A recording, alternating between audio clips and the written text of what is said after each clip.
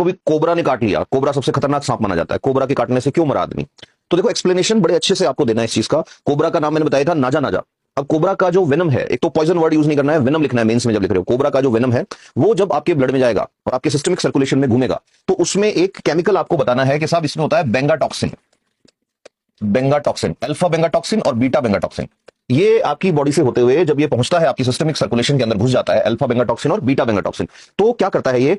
अब देखो सांस जो ले रहे हो आप, मैंने अभी बताया कि आप सांस ले रहे हो डायफ्राम, मैंने जैसे मुझे डाउट है कि मैंने सांस अंदर लिया, सांस अंदर मैंने नहीं लिया। जहां भी एयर का प्रेशर कम होगा हाई प्रेशर से लो प्रेशर की तरफ एयर जाएगी। अब मुझे सांस अंदर क्यों जा रहा है मेरे कि अंदर प्रेशर लो हुआ? तो अंदर प्रेशर लो क्यों हुआ? क्योंकि मेरी जो ये कैविटी है इस प्लूरल कैविटी का एक्सपेंशन हुआ। इसका एक्सपेंशन क्यों हुआ? कि दो काम हुए। डायफ्राम अभी मैंने बताया नीचे गया, जब भी सांस लेता है आदमी तो डायफ्राम नीचे जाता है और इंटरकोस्टल मसल्स में कॉन्ट्रैक्शन की वजह से जो रिब्स है वो एक दूसरे के पास आएंगी और ये बाहर ऐसे उठेगा। तो इसका एरिया इंक्रीज कर दिया। एरिया इंक्रीज हुआ तो आपको पता है pressure equals to force upon area. Pressure decrease हुआ, जैसे ही प्रेशर डिक्रीज हुआ, बाहर प्रेशर हाई है अंदर प्रेशर कम है तो हवा बाहर से अंदर आ गई। ऐसे ही आप सांस बाहर छोड़ते हैं।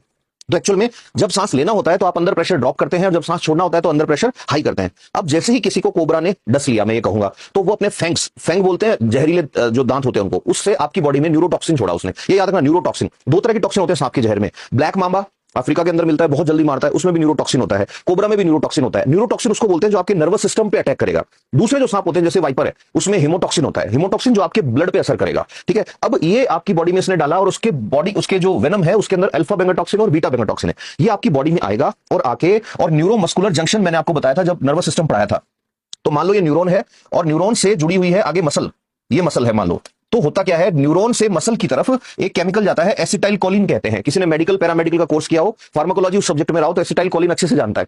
एसिटाइल कोलिन वो केमिकल है, वो जैसे ही मसल पे जाएगा तो मसल एक्टिव होगी और मसल में कॉन्ट्रैक्शन या रिलैक्सेशन होगा। तो मतलब मैं जब कह रहा हूं कि मैंने सांस अंदर ली तो एक्चुअल में न्यूरॉन है, न्यूरॉन ने स्प्रे किया एसिटाइल कोलिन का। वो एसिटाइल कोलिन मसल पे लगा, मसल जो थी डायफ्राम को नीचे लेके गई यहां से ऐसे और इस रिब्स को ऐसे पास लाई तो ये चेस्ट उठी, अंदर प्रेशर ड्रॉप हुआ और मैंने सांस अंदर लिया, ऐसे बाहर छोड़ा। अब अल्फा बेंगाटॉक्सिन और बीटा बेंगाटॉक्सिन आके वहां जुड़ जाते हैं जहां एसीएच को जुड़ना होता है, एसिटाइल कोलिन को। अब एसिटाइल कोलिन को जुड़ने नहीं देंगे तो मसल्स में कॉन्ट्रैक्शन और रिलैक्सेशन नहीं होगा। जब कॉन्ट्रैक्शन और रिलैक्सेशन नहीं होगा तो आदमी सांस नहीं ले पाएगा, तो उस आदमी के रेस्पिरेटरी सिस्टम जो है उसमें पैरालिसिस हो जाता है। तो जो नाजा नाजा मैंने बात बताई कि साहब जो कोबरा है वो बहुत जहरीला सांप है और इसकी वजह से मौत होने की वजह है इसका न्यूरोटॉक्सिन जो अल्फा बेंगाटॉक्सिन और बीटा बेंगाटॉक्सिन की हेल्प से जाके आपकी बॉडी में मसल्स यानी मांसपेशी और न्यूरॉन यानी तंत्रिका, इन दोनों के जंक्शन के ऊपर जहां एसिटाइल कोलिन को जुड़ना था वहां जुड़ जाता है खुद जाके। अच्छा एक बात और याद रखना, मैंने कहा साइटोटॉक्सिन। साइटोटॉक्सिन क्या होते हैं? जो आपकी सेल्स को मारते हैं। इसलिए कई बार सांप काटता नहीं है, सांप के बच्चे को छेड़ रहे हो कुछ आप किसी और सांप ने ऐसे फुफकार मार दी और उस टाइम उसके सलाइवा के साथ अगर साइटोटॉक्सिन आ गया तो ये मान के चलो उस जगह आपकी चमड़ी गल जाएगी और हो सकता है इस लाइफ में फिर कभी वो ठीक ही ना हो।